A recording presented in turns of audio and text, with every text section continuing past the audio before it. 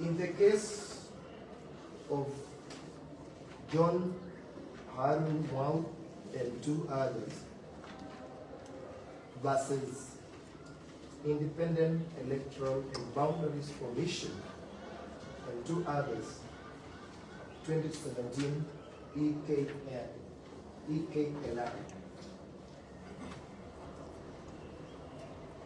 My Lord, the Court of Appeal pronounced itself on the effect of violence.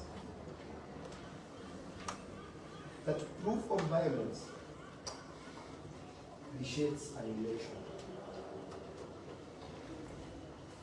The court condemned state officers who instigate violence in order to achieve their end in election. And the court said that if left unchecked, anyone can instigate violence in order to achieve their end.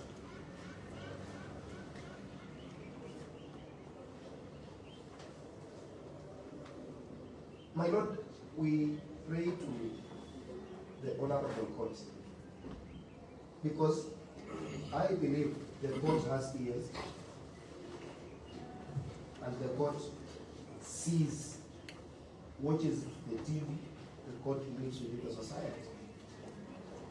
Violence, the use of violence, state-sponsored violence in election in Malava vitiated that election. In fact,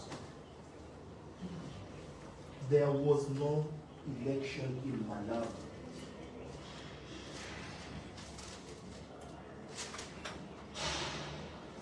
And my Lord, we call on these courts to pronounce itself on this issue. Because my Lord, we have elections next year. Violence goes unchecked. Goonism goes unchecked. The police are used to maim, to hurt, to beat up people who are profiled as supporters of a certain candidate. It is this court that is clothed with that power to pronounce, to make a very loud pronunciation condemning violence during elections. And on that ground, we call on this court to nullify the sham election that was held on 27th November 2025 in Malava Constituency. We so submit.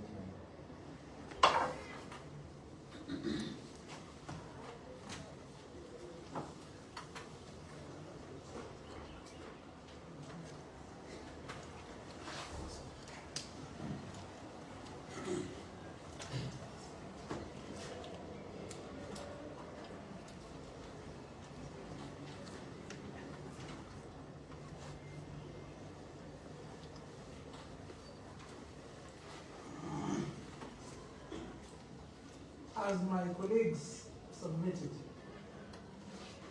I kept on asking myself, where could have been the origin of this word accountability in Article 10 and Article 81 of the Constitution?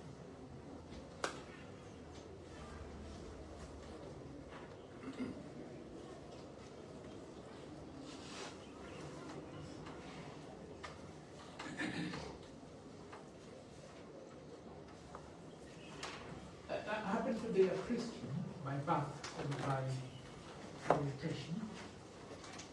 And of the four Gospels, the one I find most accountable is the one by Luke. This is what Dr. Luke, he was a medical doctor,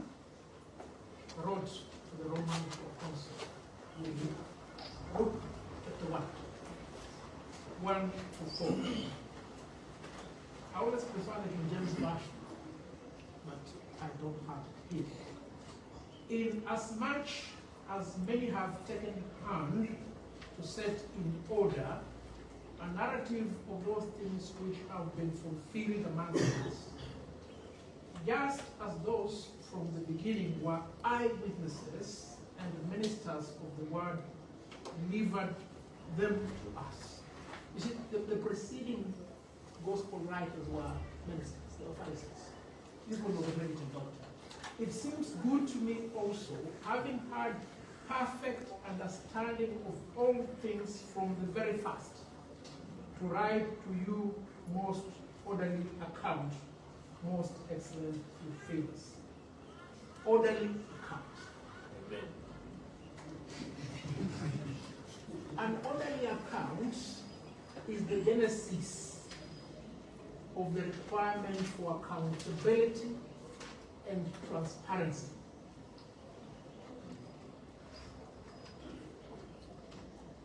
Imagine today, 2,000 years after, the account of Jesus is authenticated by 4 men. Not by what Jesus wrote, by 4 men.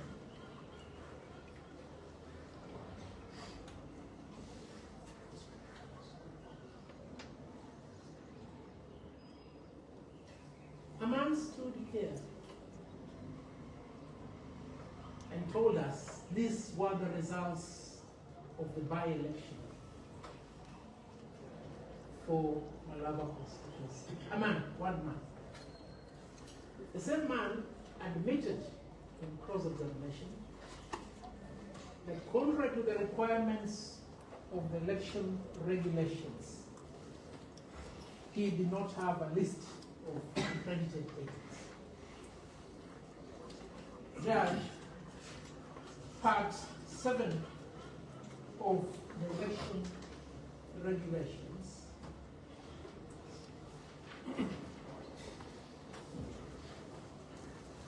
domiciles the constitutional dictate of accountability. That is Part 7.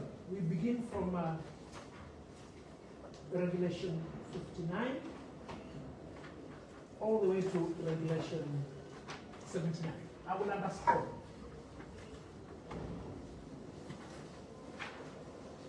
Regulation 57 requires that the list of agents be submitted 14 days to the date of the election.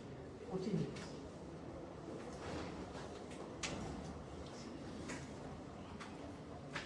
And permit me to enumerate the necessity for agents.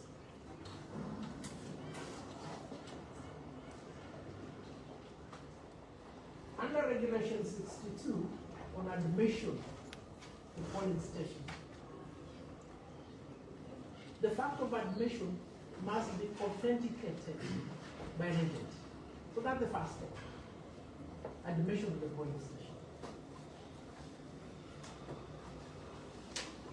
Under Regulation 67, the sealing of ballot boxes before the commencement of the poll must be authenticated by parties or their agents.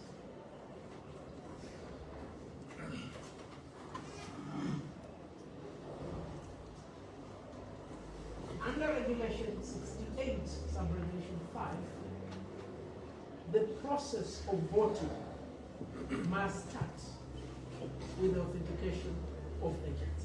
So that is process number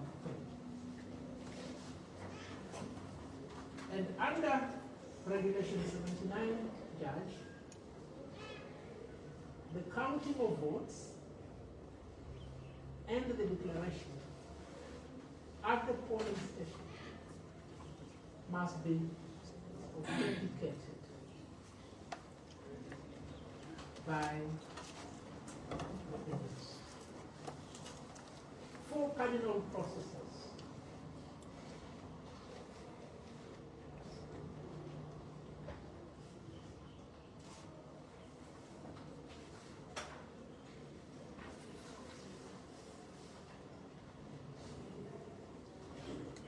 Guide, you posed a question to the returning officer.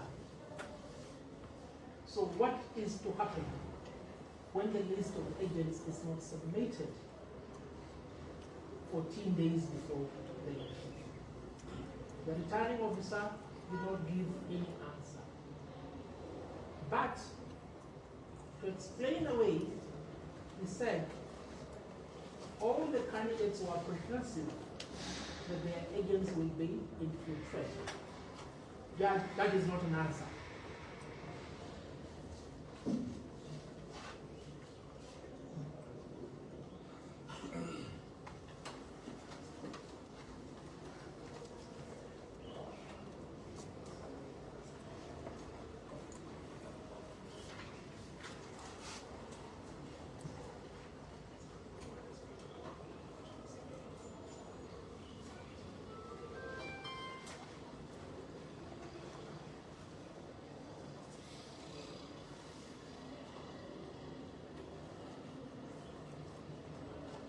The answer is found in what the Court of Appeal stated in the case of James Omingo Malava versus Manson Nyango Kumwere.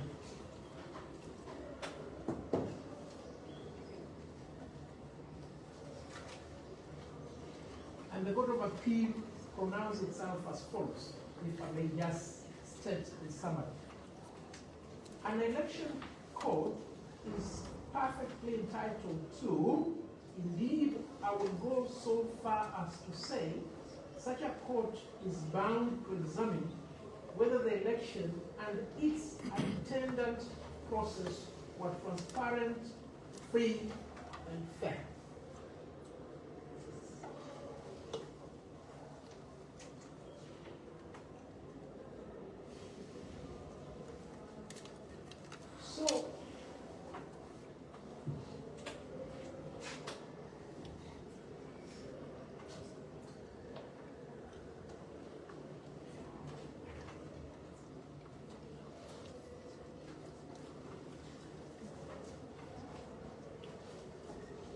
So where there is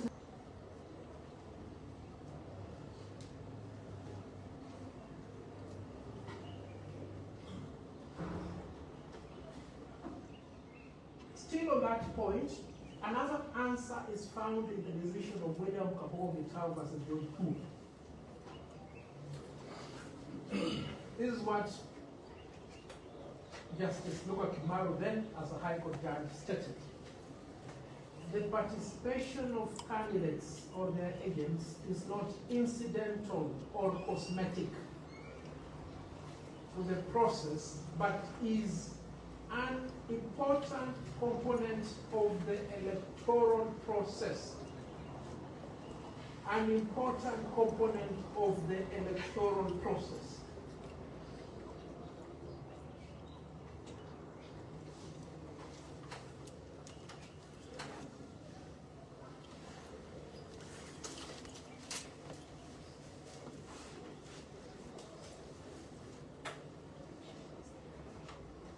And he concludes, that is the reason why the election regulations provide that at each stage of the electoral process, the candidates or their agents participate in the process.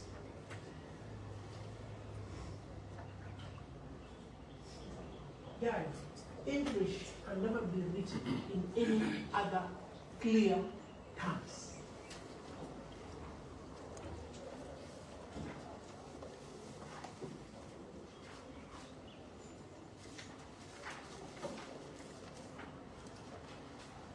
Now, let us just interrogate in two instances why the failure insofar as the four-tier process is concerned vitiates this election.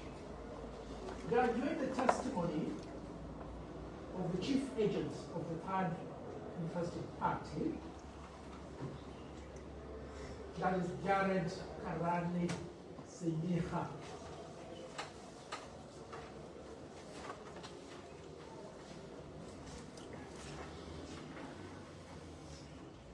his testimony was twofold.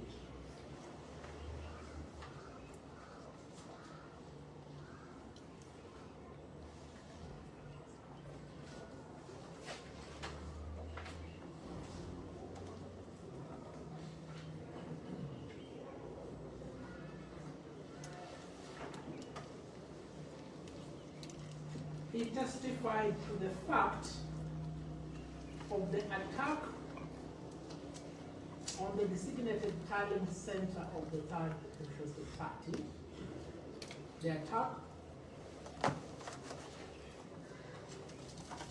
the destruction of talent equipment,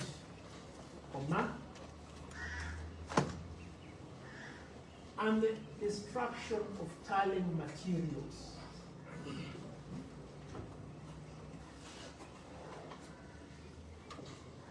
With what results? Disorienting the talent plans by the interested party.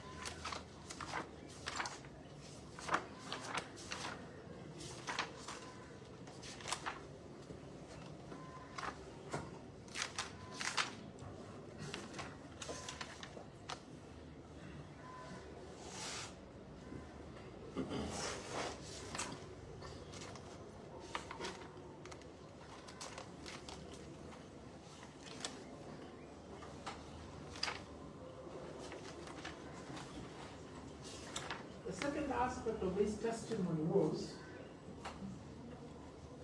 throughout the polling day on the 27th of November 2005, he could not take account of his agents who had been dispersed. And some who had been denied entry into polling stations.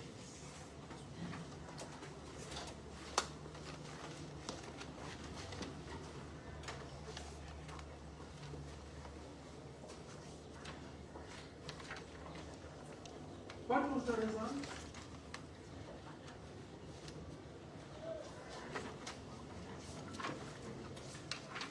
He could not have the chief agent authenticate the results presented by the second respondent to him for his signature.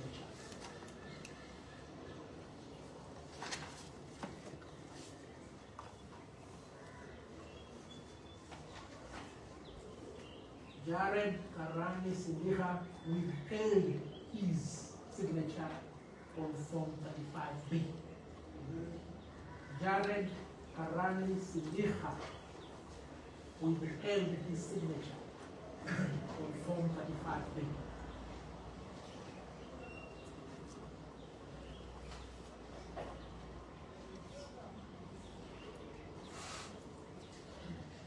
Judge, if this lamentation was to originate from the third interested party alone, then it could have suffered some credibility concern. But that's not the case. When David Ndakwa stood here, he was asked questions. Primordial amongst those questions was whether he had a list of agents. He said no. He didn't have a list of agents.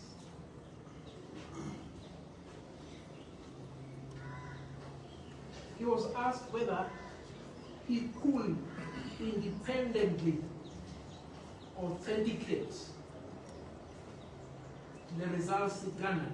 He said no.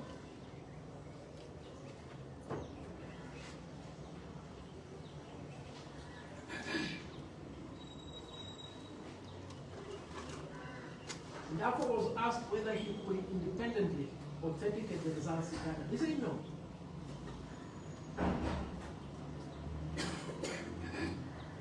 Ndakwa is in the position that Mwai Kibaki was on that night.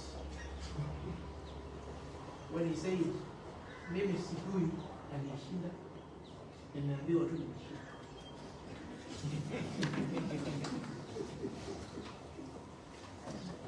And we know what followed thereafter.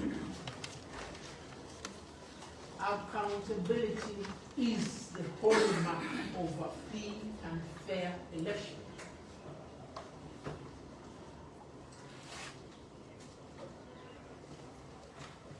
And accountability, Judge, necessitates that the process and outcome be capable of an audit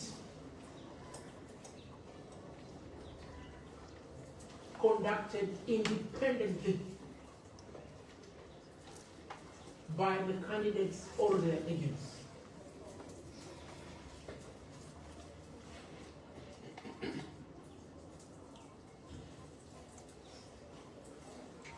That was not the case here.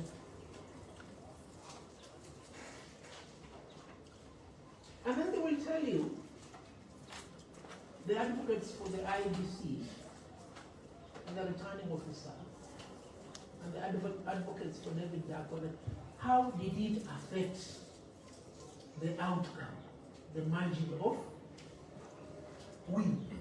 No, it did. This is the best example. Take 10 oranges to make orange juice. You remove one orange, you add an avocado. That cannot be orange juice. It adulterates the outcome. It doesn't matter the pinch of adulteration. It adulterates the outcome.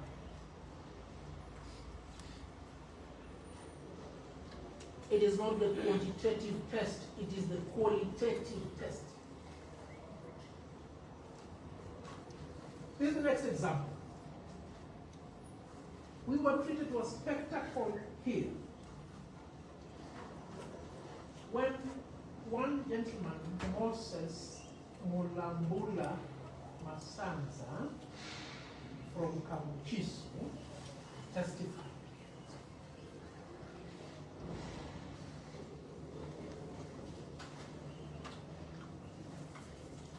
Judge, in the cross-examination of this witness, the advocates for the IBC, the returning officer, and David Dakwa, pinned him to Kamuchisu polling station as the agents of the third interested party. That is what they sought to extract from him. Yet, Judge, the agent, Benson Juma, had earlier on testified of how his entire family had been attacked the previous night.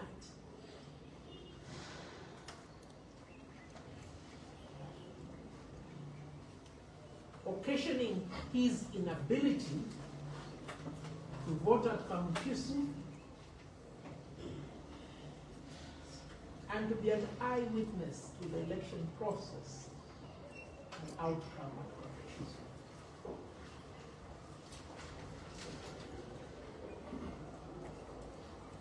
Judge, when the ballot box was brought here and opened for the examination of the Form 35A and the polling station diary, a damning disclosure came to fore. Number one, it transpired from the Form 35A that it had been signed according to the IBC by Moses Mulambula Sansa.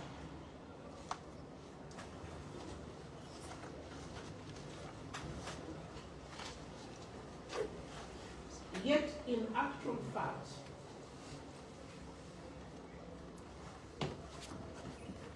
Moses Masanza himself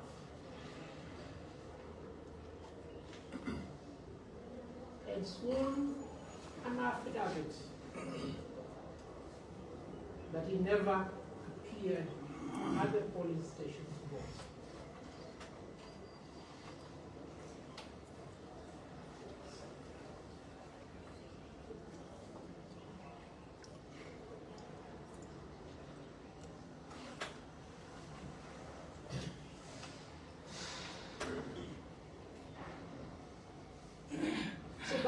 If the fact fact of his presence at that polling station as an agent for the third interested party was so crucial, then why was it not presented by way of an affidavit in response to the testimony of Moses? Why?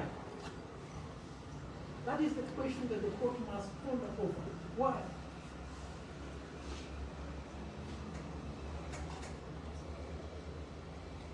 Another question that the court must ponder over is this.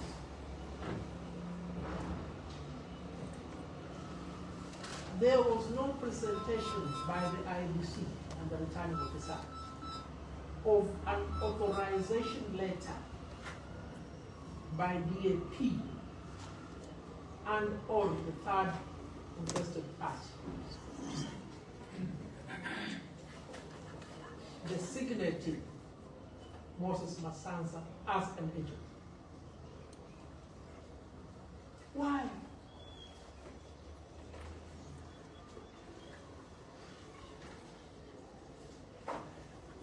You know, Judge, in the anatomy of the murder, it says, even the smartest of all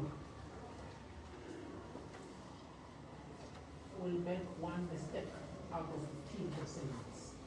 This is the 15th concealment of the smart IPC. The polling station diary indicates that Moses Masanza entered the polling station at 15:48 hours. 15:48 hours. Yet, he is indicated to have signed on the polling station diary at 6 in the morning when the ballot box was being sealed. Judge, you can fool some people sometimes, but you cannot fool all the people all the times.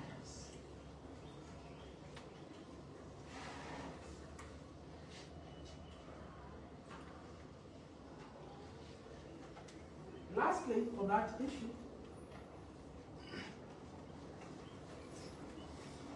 the polling station diary does not indicate when Musa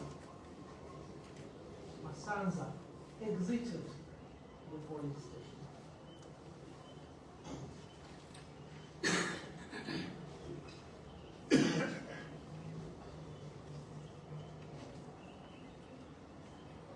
Judge, what do we make out of this?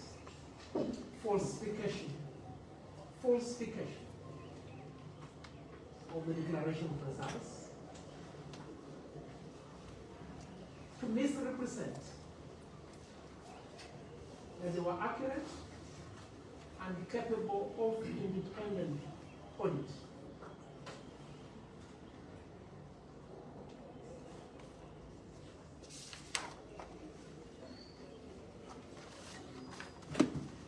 The last witness on this issue was Tom Combo, the agent for the third interested party at Kalenda polling station.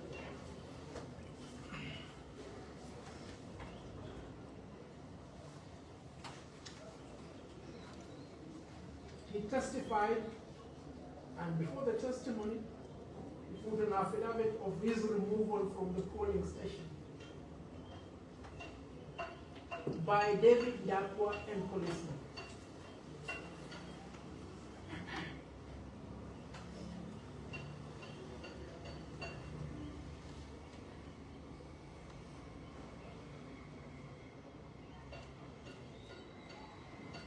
There was no replying affidavit by the presiding officer from Kalenda polling station to deny or give us an account as to what happened.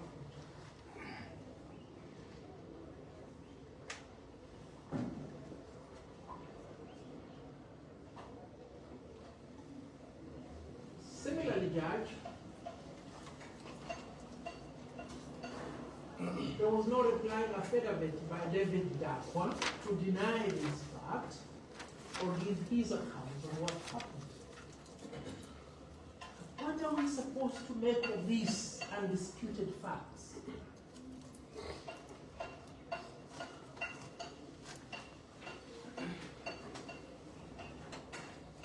Judge, an election process that cannot be subjected to an independent audit for authentication is a sham.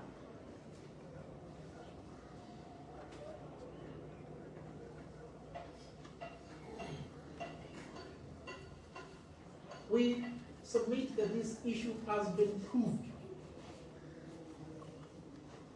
There was no accreditation of party agents.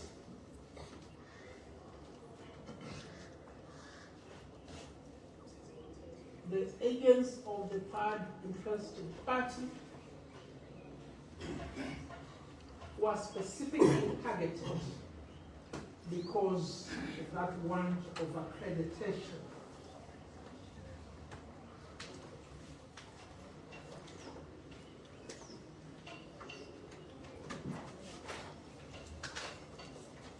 Can the returning officer, like look before him, give a true account to you, Judge, with the equivalent of the Roman proconsul? No, he can't. He cannot.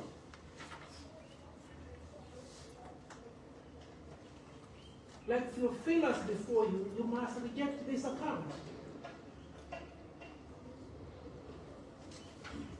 Judge, I'll have time to put a rejoinder after listening to what my colleagues have said, but let me just say 3 lines in conclusion.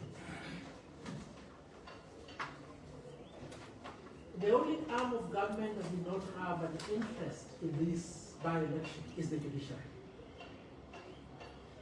The executive had an interest.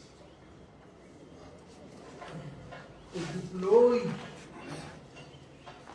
the principal secretary, Ministry of Higher Education, to secure the outcome. It deployed the cabinet secretary in charge. Parliament had an interest in this election. Stand out. Judge, takes a lot of courage. When your brother Justice Gikonyo invalidated the election of Moses Wetangula here, he had to be recorded by Enrico. I was here, you know. When Daniel Musinga invalidated the election of Omingo Magara, he had to be recorded. But we know in the current constitutional dispensation, you, Judge, is the most protected person to give a fair and just determination. We ask you to allow this petition with an order for costs, and to recommend to the Director of Public Prosecutions, just as the Kenya National Commission on Human Rights have said, to investigate and prosecute the perpetrators of state officers' participation in this by-election and of bribery. That is all we ask of this court. We are most obliged.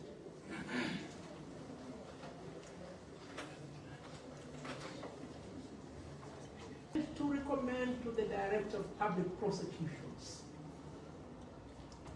just as the Kenya National Commission on Human Rights have said, to investigate and prosecute the perpetrators of state officers' participation in this by-election and of bribery. That is all we ask of this court. We are most obliged.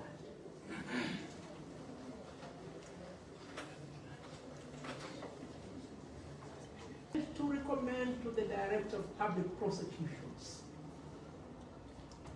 just as the Kenya National Commission on Human Rights have said, to investigate and prosecute the perpetrators of state officers' participation in this by-election and of bribery. That is all we ask of this court. We are most obliged.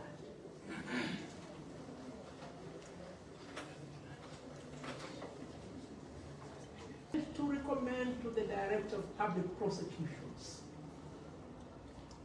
just as the Kenya National Commission on Human Rights have said, to investigate and prosecute the perpetrators